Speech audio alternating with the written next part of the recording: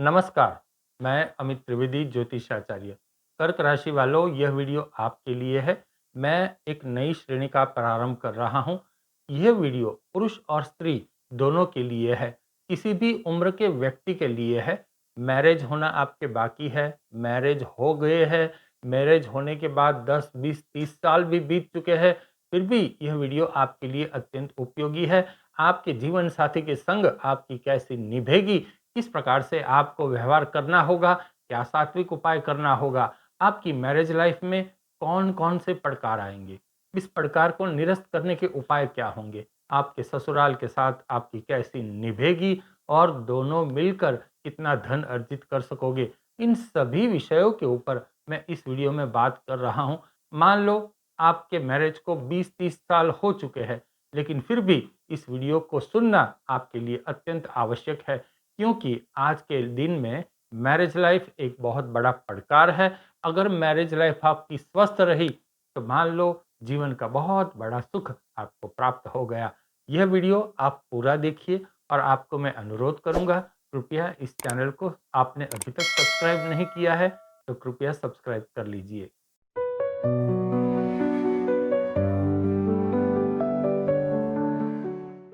कर्क राशि वालों, आपके लग्न जीवन का सुख क्या है? आपको सुख कहाँ-कहाँ मिलेगा? सुख कैसे प्राप्त होगा? सबसे पहले इस विषय के ऊपर बात करते हैं। आपकी, जैसे मैंने कहा, कर्क राशि है। ये कर्क राशि जल तत्व की राशि है और चर राशि है। जल तत्व और चर, ये दोनों का जो कॉम्बिनेशन है वह बहुत समझने लायक है। जल तत्व मतलब संवेदनशीलता और चर मतलब झड़पी।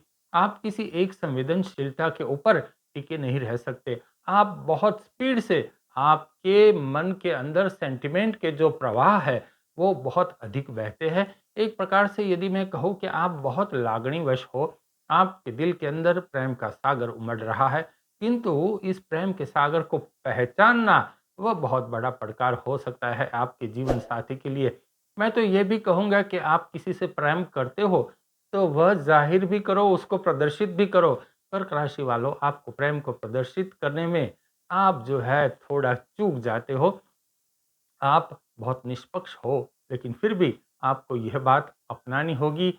जैसे मैंने कहा, आपकी जल तत्व की राशि है, आप सुधारवादी हो, आपके मन में सतत इनोवेशन चलते रहते हैं।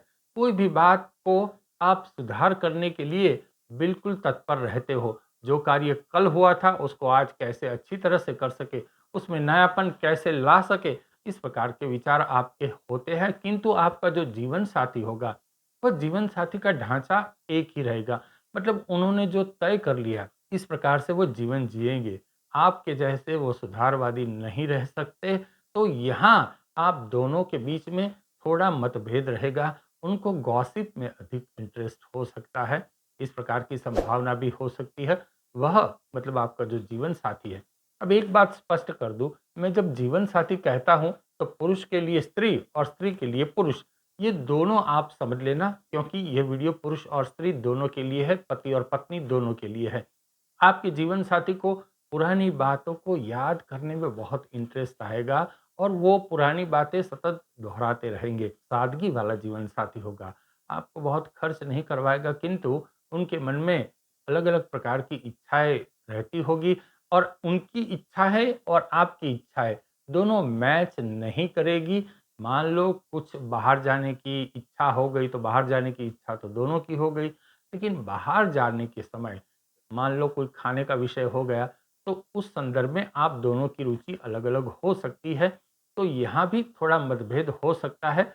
आप बहुत हद तक समर्पण चाहते हो, लेकिन आपका जीवन साथी जिद्दी हो सकता है। अगर किसी बात पे अड़ा रहा तो बस अड़ा रहा, जल्दी से वह कोई नई बात स्वीकार नहीं कर सकता। इस प्रकार की मनोदशा उनकी हो सकती है। आपका जातीय जीवन अच्छा रहेगा। मैरिज लाइफ में जातीय जीवन भी बहुत महत्वपूर्ण है। तो यहाँ कर्क राशि वालों, अपने जीवन साथी के साथ आपका जातीय जीवन अच्छा रहेगा। दोनों वफादारी से एक दूसरे के साथ जीवन व्यतीत करोगे। दोनों मिलकर कोई बिजनेस नहीं कर सकते। मतलब दोनों एक ही बिजनेस में इन्वॉल्व हो गए, ऐसा होने की संभावना बहुत कम है। और ऐसा करोगे तो आपको अधिक सफलता मिलने के चांस भी मुझे बहुत कम दिखाई देते हैं। आप अधिक प्रोग्रेसिव हो। किंतु आपका जो जीवन साथी है, वह इतना प्रोग्रेस नहीं चाहता। वो चाहता है बस यहाँ पे हम रुके रहे, कुछ अपने आप बातें होती रहेगी। यह चीज़ें शायद आपको पसंद न आए, इस प्रकार की परिस्थिति हो सकती है और यहाँ थोड़ा-सा मनमुटाव हो सकता है, ऐसी संभावना हो सकती है। कर्क राशि वालों, आपके जीवन में जो है वो पड़कार कहाँ आएगा, आगे जो संबंधों का पड़कार है, वो किस तरह से आपको निभाना होगा, वो आप जान लीजिए। यहाँ मैं फिर से आपको याद दिलाऊँगा कि कृपया आपने इस चैनल को सब्सक्राइब नहीं किया है, तो कृपया अभी आप सब्सक्राइब अवश्य कर लीजिए। कर्क राशि वालों, मान लो यदि आपको धन या कुंभ राशि वाला जीवन साथी मिला है, तो आपको अवश्य टकराव यहाँ उनके साथ रहने की संभावना पूर्ण है। यदि आपकी शादी नहीं हुई है, तो आप कुंभ या धन राशि वाले जीवन साथी को हो सके तो अवॉइड करना, यही मेरी सलाह रहेगी ग्रहों के अनुसंधान में। अगर आपने मैरिज कर लिए है धन या कुंभ राशि के जीवन साथी को, तो कोई बात नहीं, मैरिज तो निभाना ही है, किंतु यहाँ थोड़ा कॉम्प्रोमाइज़ आपको देखना होगा, थोड़ा समाधानकारी वलण आपको अपनाना होगा। आप दोनों में मनमुटाव रहेगा कर्क राशि वालों, अब ये जनरल बात करता हूँ, धन और कुंभ की बात यहाँ पूरी हो गई। आपके जीवन साथी के साथ आपके मनमुटाव रहेंगे, किंतु यह मनमुटाव कुछ ही दिनों के बाद यह सुलझ जाएगा। आपकी राशि का स्वामी चंद्र है, तो आप अधिक संवेदनशील है। आप घर में कलह पसंद नहीं करते, इसलिए आप जल्दी से खिन्न हो जाते हो। तो यहाँ आपको थोड़ा सँभालना पड़ेगा, थोड़ा सावधान रहिए और समाधानकारी वलण अपनाइए। मैं ये नहीं कहता कि अकेले आपको ही समाधानकारी वलण अपनाना होगा, किंतु यदि मैं यहाँ कर्क राशि की बात कर रहा हूँ, तो मैं आप ही के अनुसंधान में बात करूँगा। ये तो बिल्कुल स्पष्ट है। कर्क राशि वालों, आप किसी भी कार्य को ध्यान से देखते हो।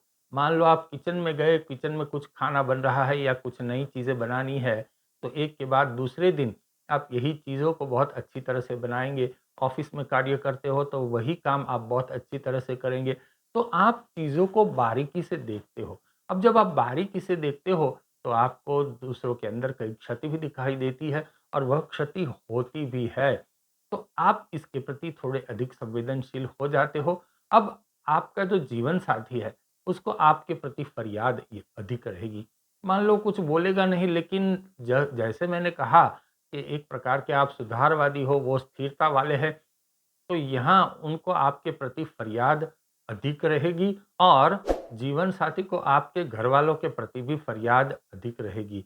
आपको अपने ससुराल के साथ ठीक-ठाक ही बनेगा, ऐसा कोई नज़दीक या बढ़ती हुई मुझे नहीं दिखाई देती।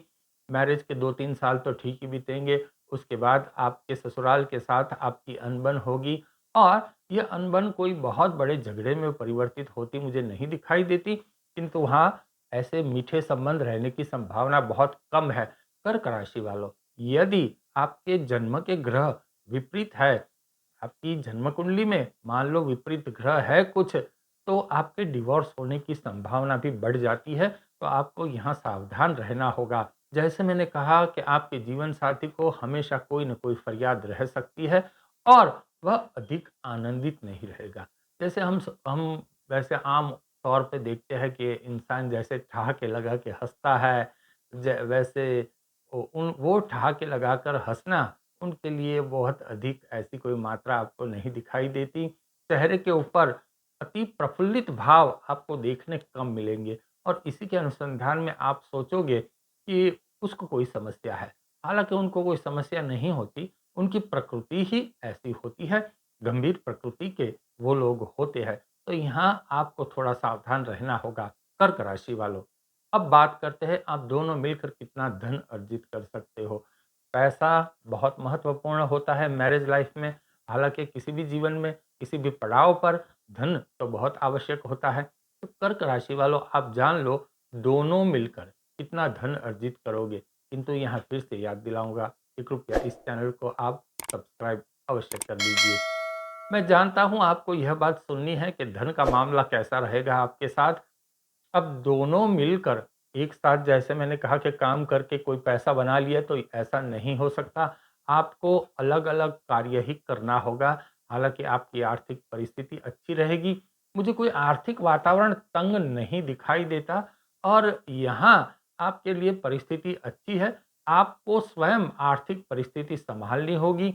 मान लो आप चाहेंगे कि उनके द्वारा आप जितना कमाते हो उनका ही इतना इनपुट रहेगा, तो ऐसा होने की संभावना बहुत कम है। मैं यहाँ ये भी नहीं देख रहा कि ऐसा उनका कोई बड़ा प्रयत्न भी होगा। तो यहाँ आपके थोड़े सावधान यहाँ रहना होगा। जीवन साथी के माता के साथ आपकी थोड़ी कम बनेगी, यहाँ ऐसा भी दिखाई देता है। मैं ये नहीं कहता जैसे कि बोलचाल बंद हो जाएगी, लेकिन यहाँ कम ही बनेगी, आपको समाधानकारी वलण अपनाना होगा। एक इंटेलेक्चुअल लेवल यहाँ मैच होता हुआ नहीं दिखाई देता, जिसे हम बौद्धिक स्तर कहते हैं। आपका बौद्धिक स्तर और उनका बौद्धिक स्तर बहुत मैच होता हुआ नहीं दिखाई देता। मैं ये नहीं कह रहा कि आपका बौद्धिक स्तर बहुत ऊँचा है, उनका नीचा है और उनका ऊँचा है या आपका नीचा है, ऐसा नहीं। लेकिन यहाँ बौद्धिक स्तर बहुत असंतुलित दिखाई देता है, तो यहाँ आपको थोड़ा सावधान रहना होगा। एक उपाय मैं देता हूँ, आप दोनों को एक उपाय अपनाना होगा, ये व्यावहारिक उपाय है।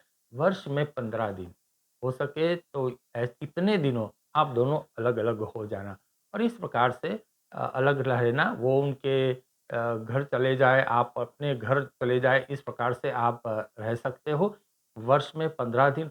और वह 15 दिन इस तरह से कि आवश्यक, अति आवश्यक विषय के सिवा आप एक-दूसरे से बात न करो और व्हाट्सएप के ऊपर भी मैसेज न करो।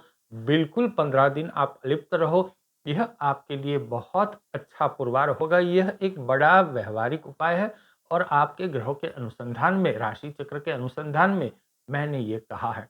अब कर्क राशि वालों, आप ये जान लो कि क्या सात्विक उपाय करने होंगे, क्योंकि सात्विक उपाय आप करोगे तो उनका बल आपको प्राप्त होगा, आपके जीवन साथी को भी उनका बल प्राप्त होगा। और यह जो सात्विक उपाय है, यह मैंने आपको ध्यान में रखते हुए कहे हैं, तो आपको इसकी असर अधिक हो सकती है।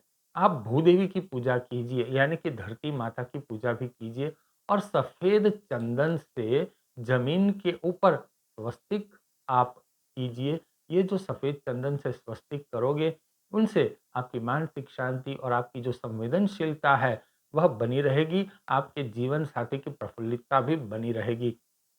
आप ऐसा भी कर सकते हो, प्रोग्रेस के लिए घर में एक जगह ईशान कोण में हो सके तो, या भगवान के नज़दीक 2 फुट बाय 2 फुट एक मिट्टी का लेपन आप कर सकते हो, स्क्वायर साइज़ 2 फुट का 2 फुट। और यहाँ आप मिट्टी के आसन के ऊपर बैठकर आप हनुमान चालीसा का पाठ कीजिए। यह आपके लिए बहुत महत्वपूर्ण है। मैं मिट्टी का आसन इसलिए कह रहा हूँ कि एक प्रकार से पृथ्वी तत्व के ऊपर बैठना आपके लिए बहुत आवश्यकता है। आजकल घर के अंदर देखें तो ग्लेज़ टाइल्स लगी हुई है, बाहर पेवर्स लगे हुए हैं, कहीं पर भी आपको मिट्टी, खुली मिट्टी देखना बहुत कम ही मिलती है। तो इसलिए मैं कह रहा हूँ, हो सके तो घर के अंदर एक मिट्टी का आसन बना लेना। नित्य ये पॉसिबल नहीं है, तो कभी-कभी त्योहार के दिन ही बना लेना, पवित्र दिनों में भी ये बना लेना और उसके ऊपर आप बैठ कर के हनुमान चालीसा का पाठ करना। दूसरा उपाय ये है कर्क राशि वालों आपके लिए कि शुक्ल पक्ष में एकादशी से पूर्णिमा के दिन तक आपको नित्य रात्रि को चंद्रमा का दर्शन करना है। चंद्रमा का दर्शन इस तरह से करना है, दोनों हाथ जोड़ के 2-5 मिनट चंद्रमा के सामने खड़े रहो, चंद्रमा को अपलक नयन से हो सके तो दर्शन करो। मान लो पलकें झबुकती भी है तो कोई चिंता की बात नहीं, बस चंद्रमा का दर्शन कीजिए और प्रफुल्लित, चंद्रमा के दर्शन करते समय प्रफुल्लित विचार कीजिए। बिल्कुल शांति से आप चंद्रमा का दर्शन कीजिए। इससे आपके धन की वृद्धि होगी, आपको बहुत मानसिक सुख भी प्राप्त होगा, आपके घर में बहुत प्रोग्रेस होगा, नकारात्मक एनर्जी चली जाएगी और आप जैसा जीवन साथी चाहते हो, इस प्रकार से जीवन साथी के व्यवहार भी हो सकते हैं, यानी कि सुखी, संपन्न और समृद्ध मैरिज लाइफ। नमस्कार।